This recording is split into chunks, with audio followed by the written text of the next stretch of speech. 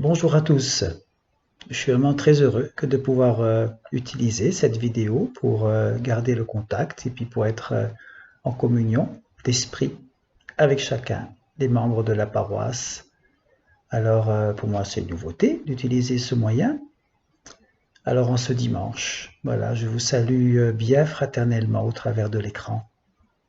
Alors on peut garder contact, c'est vrai, avec Facebook, avec les emails, avec la vidéo, mais je vous encourage voilà, tout de suite à continuer à prendre contact par téléphone avec les uns et les autres. Pour ceux qui n'ont pas Internet, je peux vous donner les numéros de téléphone des uns et des autres de la paroisse.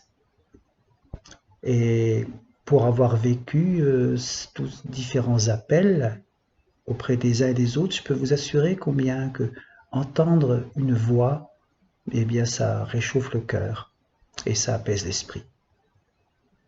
Alors gardons contact.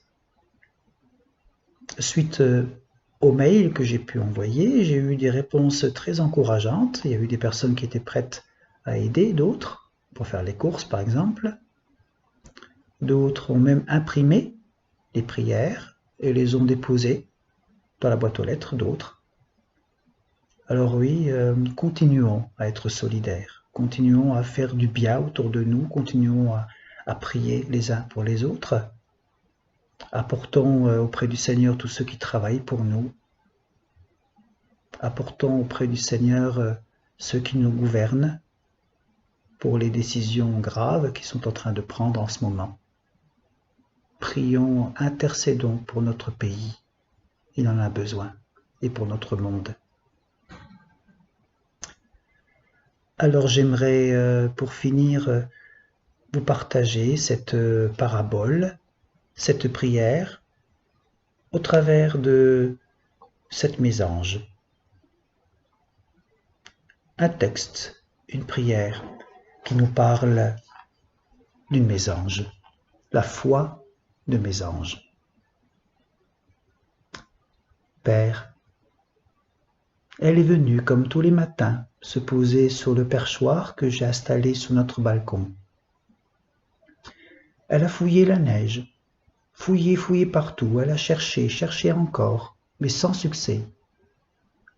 La mangeoire était vide, pas le moindre grain, pas la plus petite miette à se mettre sous le bec. Alors elle a regardé autour d'elle avec un regard douloureux, comme si la plus absolue de ses certitudes venait de disparaître soudainement, envolée dans le vent froid du printemps. Alors elle est descendue de son perchoir et elle s'est posée délicatement sur le sol du balcon. Et elle s'est approchée au bord de la fenêtre. Et là, elle a frappé la vitre de son bec, doucement, poliment, patiemment, pour me rappeler à mes devoirs et à mes promesses. Père, pourquoi n'ai-je pas la même sagesse que la mésange? Pourquoi, quand tes promesses viennent à manquer, n'ai-je pas l'audace de venir frapper à la porte, à ta porte, par la prière, au travers de la parole, pour te rappeler à tes devoirs? Pourquoi est-ce que je m'ingénie toujours à vouloir créer moi-même la réalité de tes promesses? Père, donne-moi la foi, même une toute petite foi, une foi de mésange, qui ose frapper à ta porte en ce moment, qui ose te prier, ose t'écouter.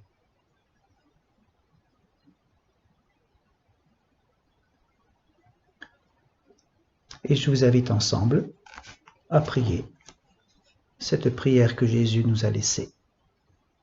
Ensemble, notre Père, qui es aux cieux, que ton nom soit sanctifié, que ton règne vienne, que ta volonté soit faite sur la terre comme au ciel. Donne-nous aujourd'hui notre pain de ce jour. Pardonne-nous nos offenses, comme nous pardonnons aussi à ceux qui nous ont offensés. et ne nous laisse pas entrer en tentation, mais délivre-nous du mal. Car c'est à toi qu'appartiennent le règne, la puissance et la gloire, pour les siècles des siècles. Amen.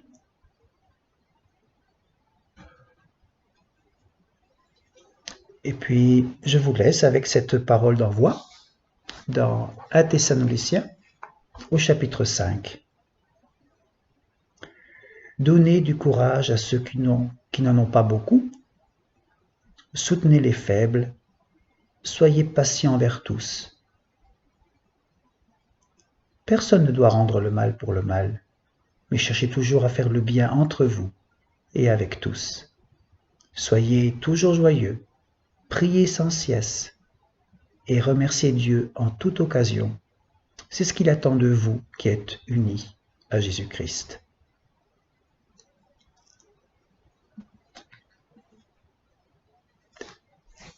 Et je vous invite à recevoir la bénédiction de la part de Dieu.